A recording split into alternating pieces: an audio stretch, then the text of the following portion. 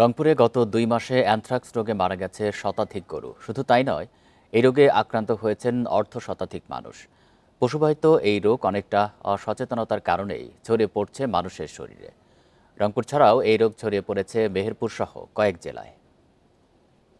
এ নিয়ে আরও জানাতে রংপুর ও মেহেরপুর থেকে যুক্ত হয়েছেন সহকর্মীরা। শুরুতেই রংপুর থেকে জানাবেন সহকর্মী নজরুল ইসলাম। নজরুল, রংপুরে যারা আক্রান্ত হয়েছেন তাদের শারীরিক এখন কি পরিস্থিতি? চিকিৎসকেরা কি ধরনের পরামর্শ দিচ্ছেন?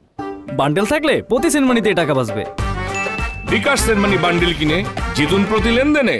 হ্যাঁ, দেখুন, যারা আক্রান্ত হয়েছে তাদের অবশ্য চিকিৎসা সেবা চলছে। আমরা যেটা জেনেছি যে সকালেও খবর নিয়েছি যে 12 জন আক্রান্ত হয়েছে তাদের বিভিন্নভাবে চিকিৎসা সেবা দেওয়া হচ্ছে। তাদের অতি পরিচর্যা যেটা বলা চলে, চিকিৎসক যেটি পরিচর্যা দিচ্ছে সেটি করছেন। তবে আমরা যেটা চিকিৎসকের সাথে কথা বলেছি, প্রাণী সম্পদ অধিদপ্তরের সাথে কথা বলেছি, তারা যেমনটি জানিয়েছেন যে যেসব পশুর শরীরে এইসব অ্যানথ্রাক্স আক্রান্ত পাওয়া গেছে তাদেরকে অবশ্যই সেগুলো জবাই না করার জন্য পরামর্শ দিচ্ছেন এবং তারা বাড়ি বাড়ি গিয়েই তারা খুরলি বৈঠক সহ বিভিন্ন ধরনের পরামর্শ দিচ্ছেন। আমরা কিন্তু অনেক আগ থেকে এটা বিষয়টি জেনেছি, অর্থাৎ আজ থেকে 2 মাস আগে আপনি তো বলা যায় যে জুলাই থেকে কিন্তু এই ঘটনাটা ঘটেছে। কিন্তু কয়েকদিন আগে আমরা যেটা জেনেছি যে ঢাকা থেকে একটা টিম এসেছিলেন 3 সদস্য, সেটি এসে কিন্তু উপসর্গ নিয়েই পরীক্ষা নিরীক্ষা করার পরে কিন্তু পাওয়া গেছে যে অ্যানথ্রাক্স আক্রান্ত হয়ে 3 উপজেলায় এই পর্যন্ত আমরা যেটা জেনেছি 12 জন আক্রান্ত হয়েছে। পাশের জেলাও কিন্তু অর্থাৎ সুন্দরগঞ্জেও কিন্তু আমরা যেটা জেনেছি যে সেখানে কিন্তু একটা আক্রান্ত রোগী পাওয়া গেছে। তবে এটি কিন্তু ছড়িয়ে যাচ্ছে বিভিন্ন জায়গাতে, অর্থাৎ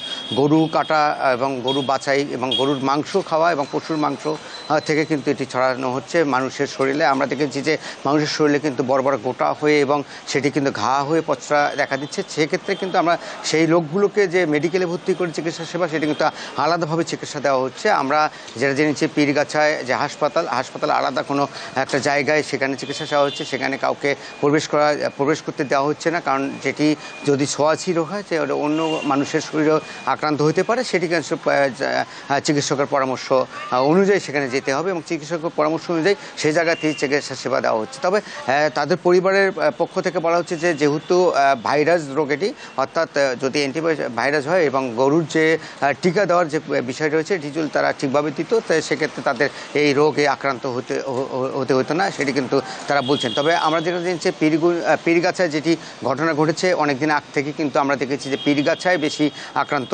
দেখা দিচ্ছে। তারপরে ওই আশেপাশের যে উপজেলা রয়েছে অর্থাৎ মিঠাপুকুর, কাউনিয়া, এটি কিন্তু আস্তে আস্তে বৃদ্ধি পাচ্ছে। আমরা কাউনিয়া যেটা জেনেছি যে 1 জন আক্রান্ত হয়েছে, মিঠাপুকুরে 3 জন আক্রান্ত হয়েছে। মিঠাপুকুরে 3 জনের পরেও কিন্তু আমরা যেটি খবর নিয়েছি যে আরও অনেকের শরীরে কিন্তু এটি আস্তে আস্তে ভাইরাস দেখা দিচ্ছে। তবে সেটি চিকিৎসকের পরামর্শ অনুযায়ী চিকিৎসা সেবা নেওয়ার জন্য তারা আহ্বান করছেন এবং চিকিৎসক যেটা বলছেন যে কোনোভাবেই এইসব গরু যে পশু যেন জবাই করা হয়, যেসব পশুর পরীক্ষা নিরীক্ষা ছাড়াই। তবে আপনারা নিশ্চয়ই জানেন যে রংপুরে কিন্তু অনেক অঞ্চলেই আমরা যেটা জানিছি অনেক জেলায় অনেক উপজেলায় কিন্তু গরুর যে সনদ দেওয়া হয়, তার লাইসেন্স দেওয়া হয়, সেটি কিন্তু অনেকের নেই। আমরা দেখেছি যেসব হাট বাজারে গরু জবাই করা হচ্ছে সেটি কিন্তু পরীক্ষা নিরীক্ষা ছাড়াই জবা করা হচ্ছে। এই জবাইগুলো যাতে না করা হয় সেটি কিন্তু তারা পরামর্শ দিচ্ছেন।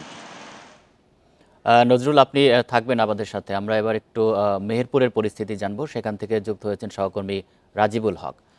রাজিবুল, মেহেরপুরে 3 উপজেলায় 464 জন আক্রান্ত হয়েছেন এবং বেশিরভাগই হচ্ছে গাংনী উপজেলা। এই একটা উপজেলায় এত মানুষ আক্রান্ত হওয়ার কারণ কি, আর এই রোগ নিয়ে মানুষের মধ্যে সচেতনতা কেমন দেখছেন?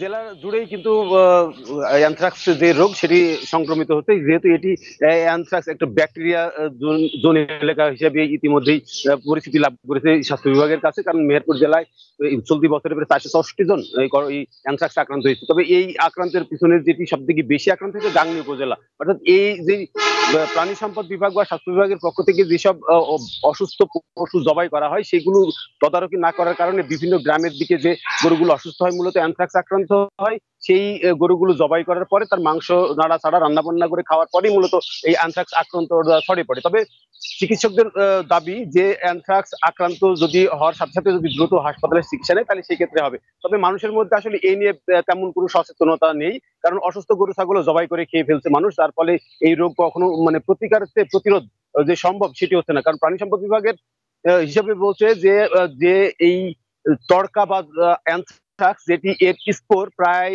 100 বছর পর্যন্ত জীবিত থাকে। অর্থাৎ এটি সহজে ধ্বংস করা যায় না বা ধ্বংস হয় না, সেই কারণে এটি যে কোনো জায়গায় থাকতে পারে এবং গবাদি পশু চারণভূমিতে বেশিগুলো এগুলো থাকে।